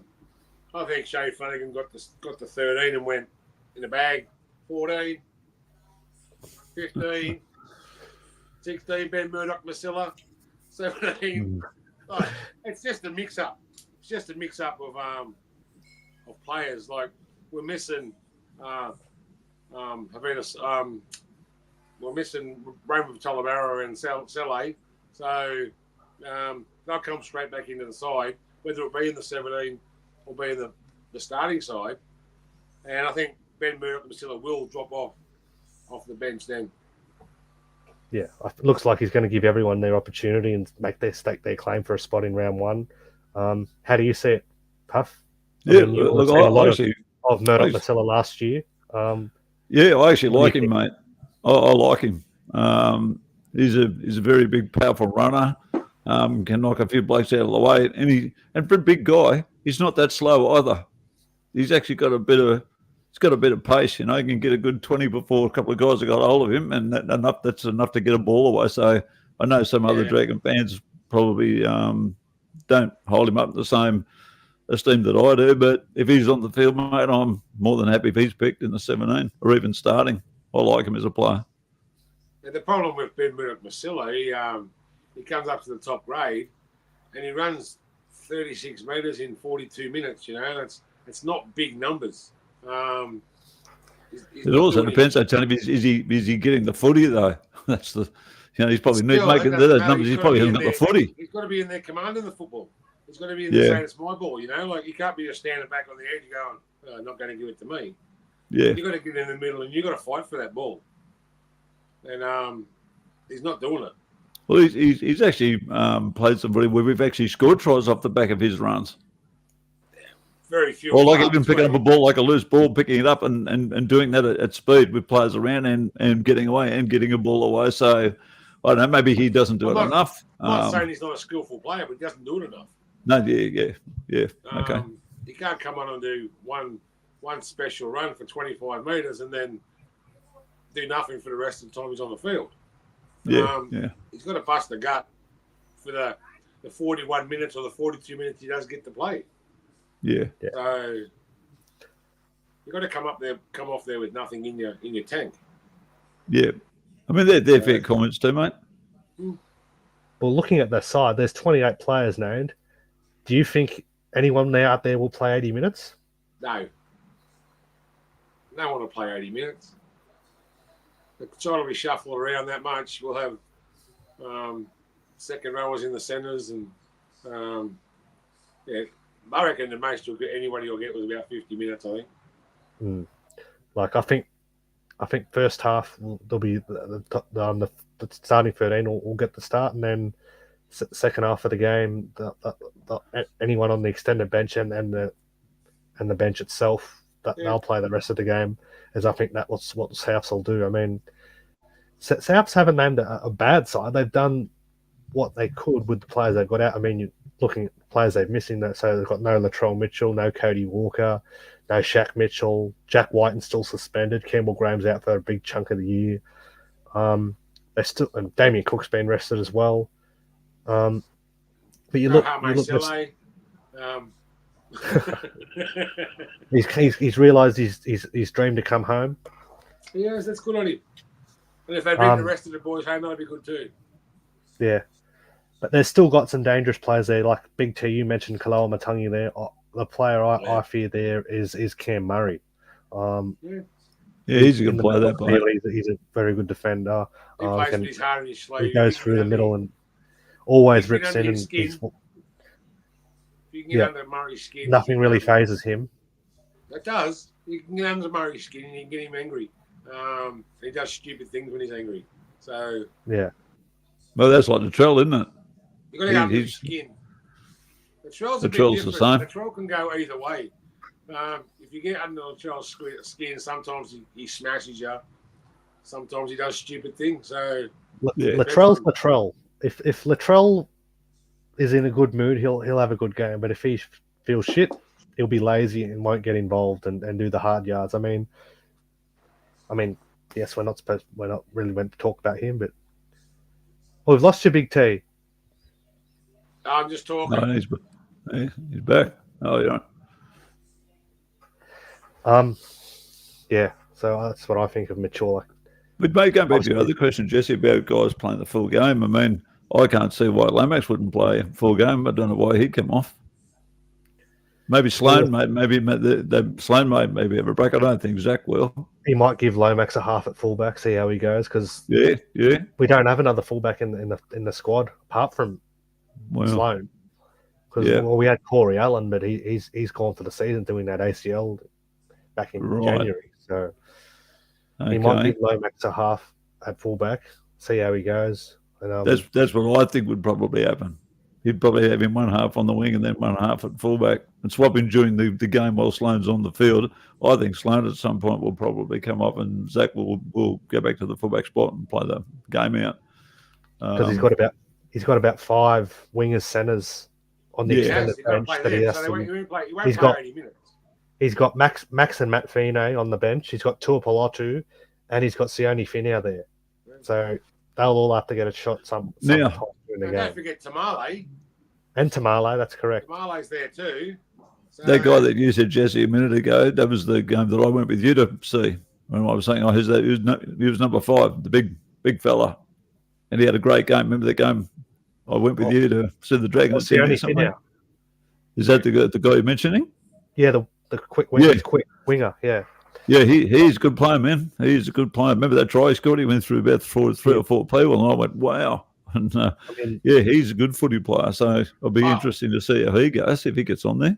It was a shame last year. He got well. He made his debut last year. It only lasted 25 minutes, so that was a shame. Right. His debut last year. But hopefully, he gets some more time to stake his claim. And I can't. So how did he actually go? I can't actually remember. I might not have seen it. you couldn't really judge him on 25 minutes, could you, Big T? Yeah, Well, not if you're a winger. 25 minutes. You when wouldn't. he got the ball and he made a couple of good runs. I don't think he was too bad in defence either. So, and then he got injured, and that was it. End of him. I think he'd be a good player. He's quick. We need speed. He's a big lad too. Like he's pretty tall for a winger. Yep, and something we haven't had for years is speed on the wing, and I think that's what we need. But we'll see that's how what I was saying. he I'm fits into those surprised. plans. That's why I'm surprised the Lomax is there, because I mean Lomax isn't slow, but he's not. He doesn't have the speed of what you would think a winger would have. He's got the speed of a centre. Lomax is a centre all day. But yeah, in the modern game, the best wingers are quick. Yeah, well, I was watching any game really.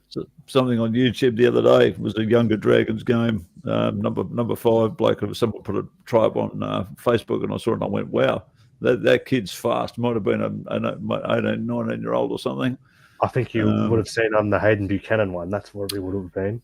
I think that might be the one. He scored a hat from the scrum. It was from a scrum base, and they went out.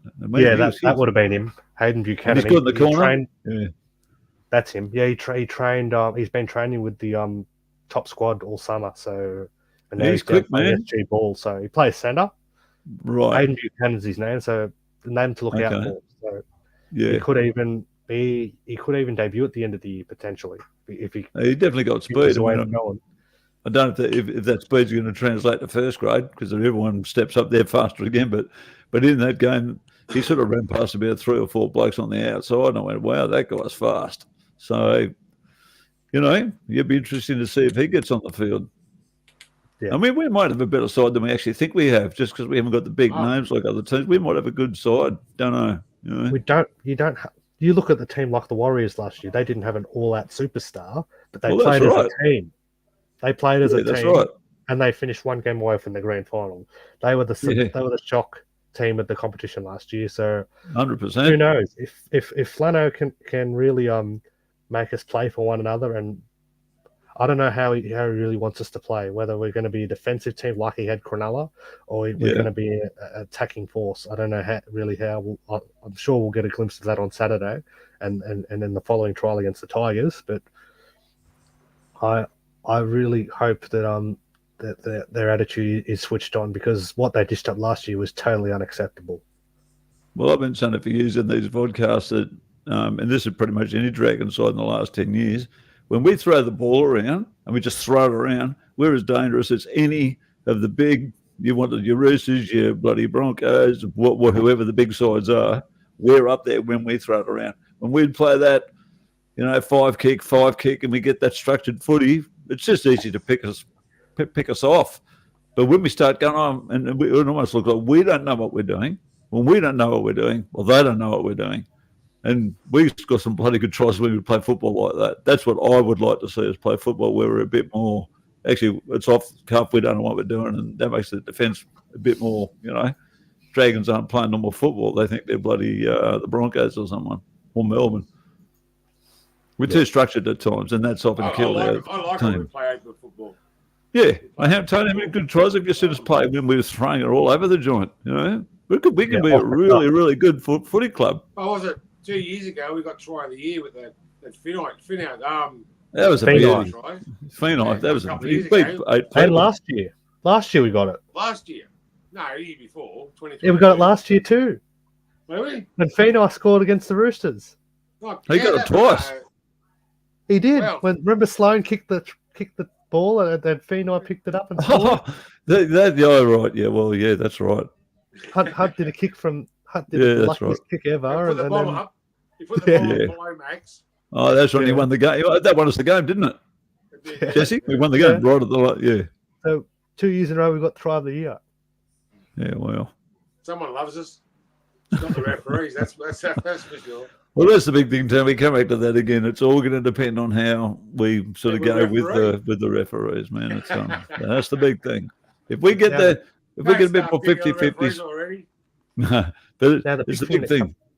The big thing that came out this afternoon, Luciano Lewis reportedly asked the Cowboys for a release and wants to come back to the Dragons. Our squad's full, so this would be for this year. But reports saying that the Dragons could look at paying out Corey Allen's contract because it looks like Corey Allen won't play any part this year. What do you think of potentially getting Luciano Leilua back to the Dragons? That'd be great. Because Cello's come back. He played with Cello as well. So they're used to playing together. They were best mates down here. Yeah. Luciano, and he's a big guy. He's fast.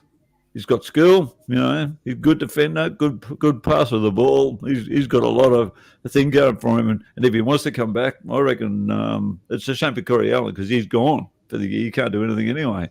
So if it depends on whether the Cowboys are going to let him go. Are they happy to let him go?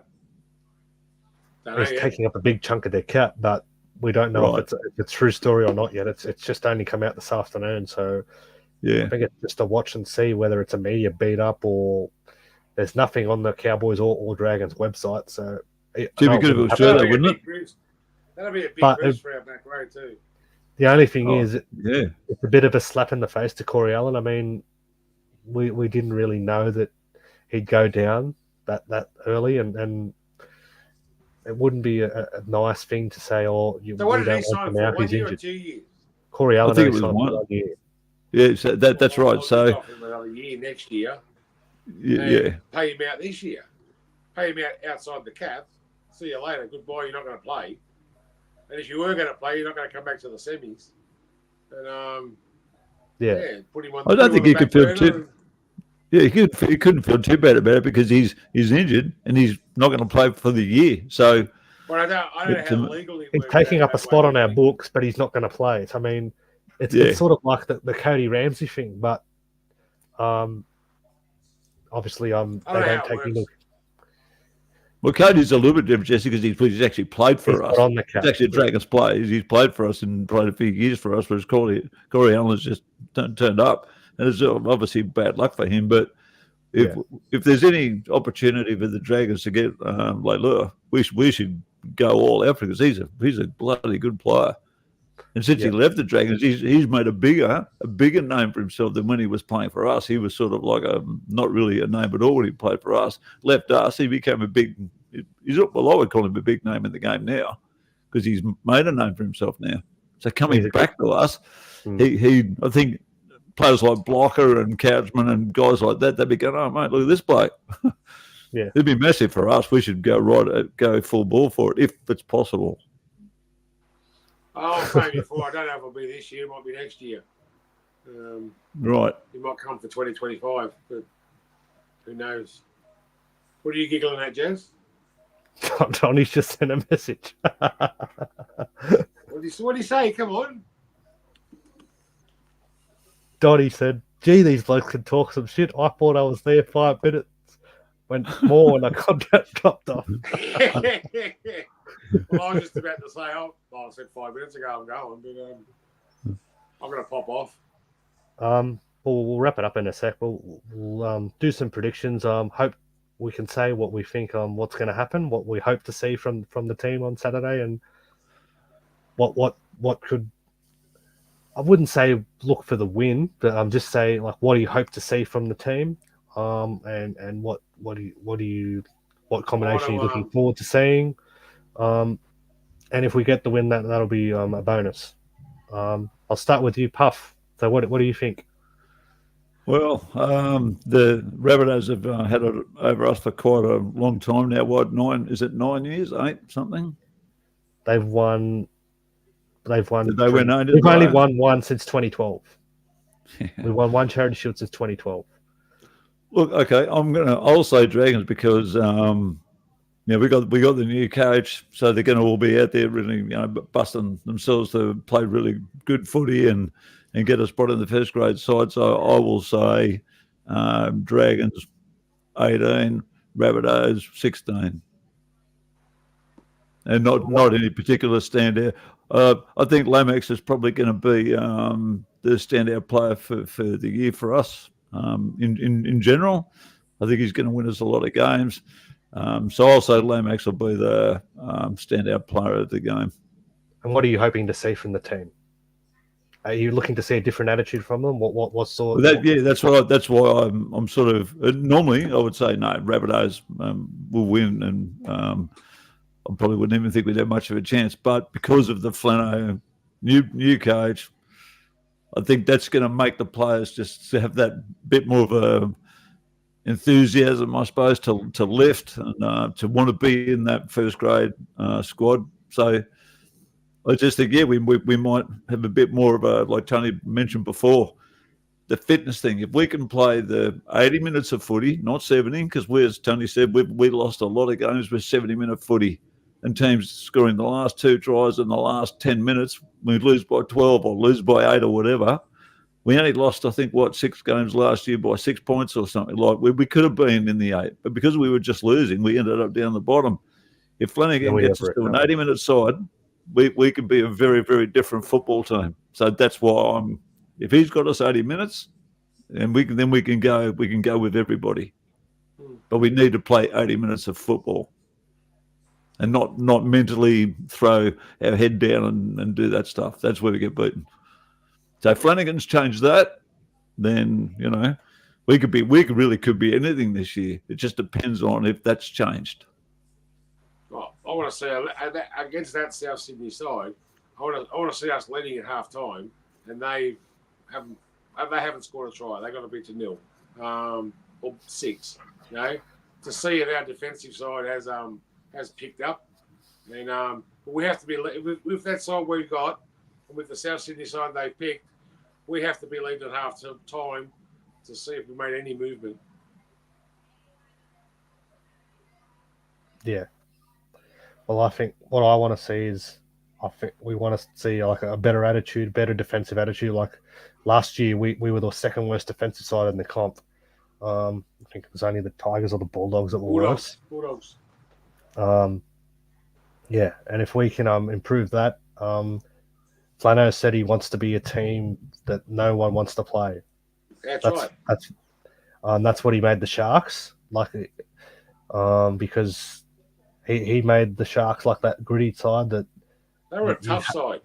Yeah, they wouldn't give you anything. They'd drag you into that arm wrestle, and really, if you'd have to come up with something special to break them.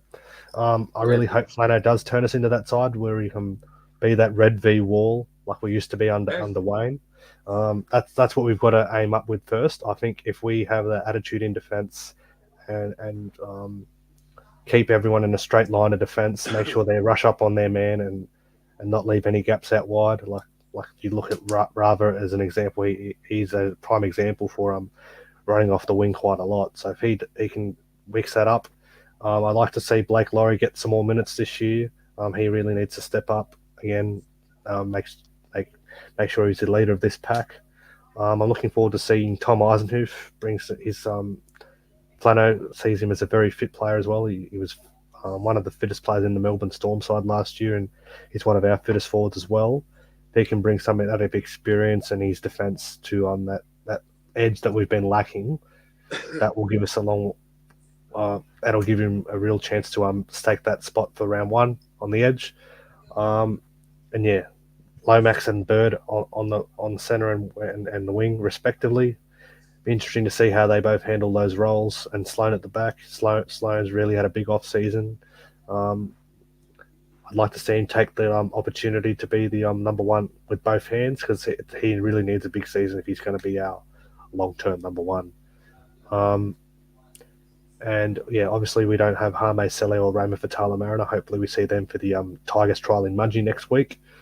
I just like to see a lot of our youngsters really put their hand up. Dylan Egan's another one I look forward to. Hopefully can put his hand up with a strong performance and show his running and just play his natural game and show what he can do and see if he can handle playing with the big boys.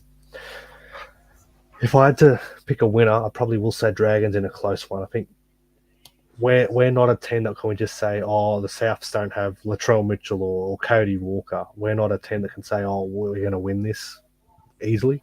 I think we just got to turn up and really show what we can do and really play what Flano's taught us during the off season and see what they've done and work on what they've been doing. I'll say we'll win in a close one, and I actually think I really looking forward to seeing what the boys have done and their attitude is what I'm looking most forward to.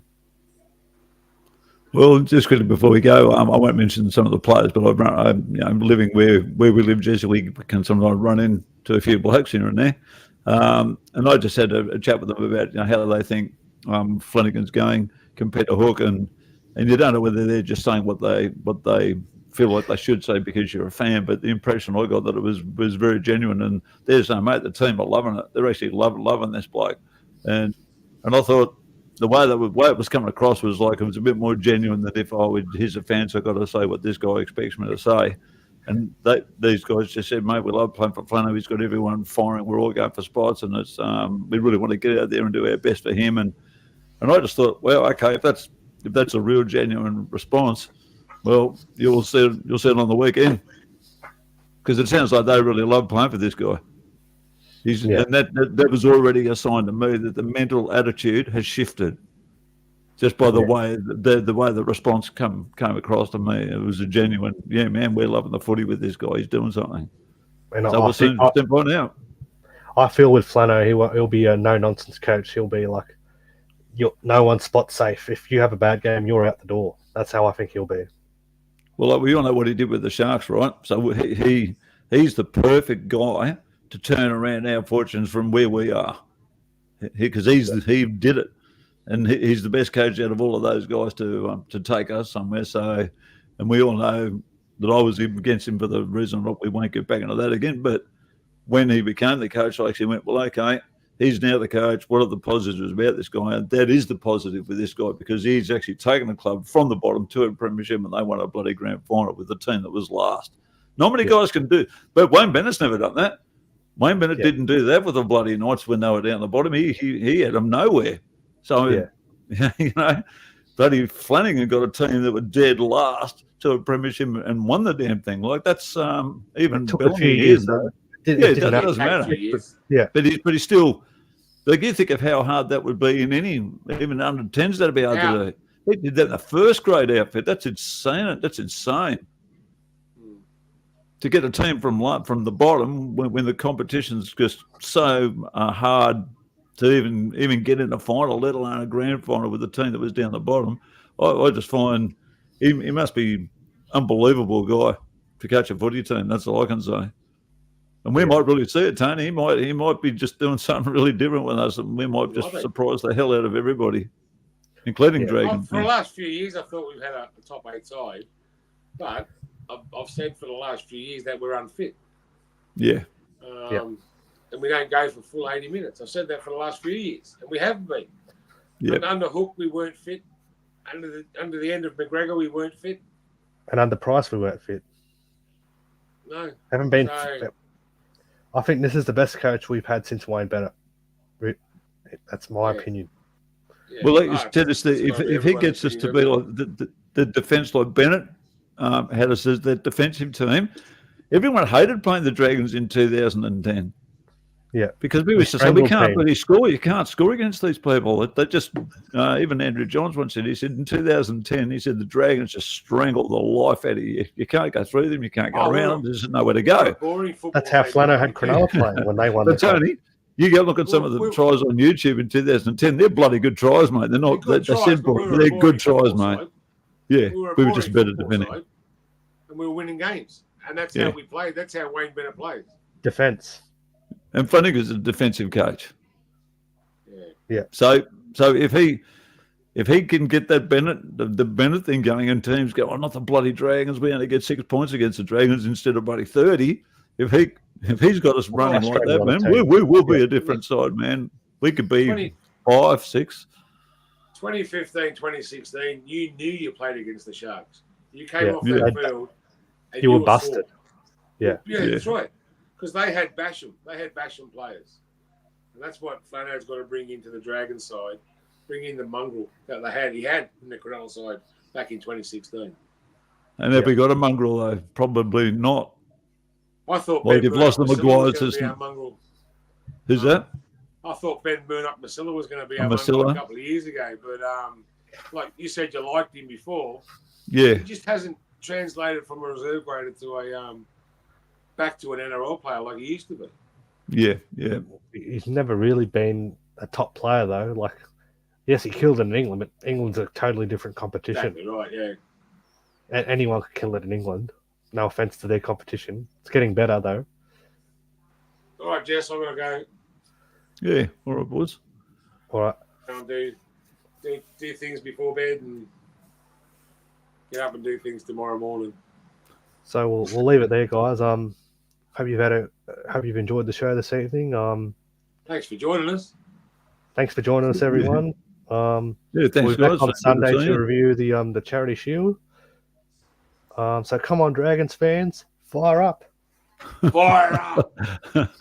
Yeah, not quite said the same with Donny's. You No, know. I'm not Donny. No, not in the same No, way. no, mate, don't worry. No one's Donny, mate. I'm surprised he hasn't been in you sign prison. off. Go on.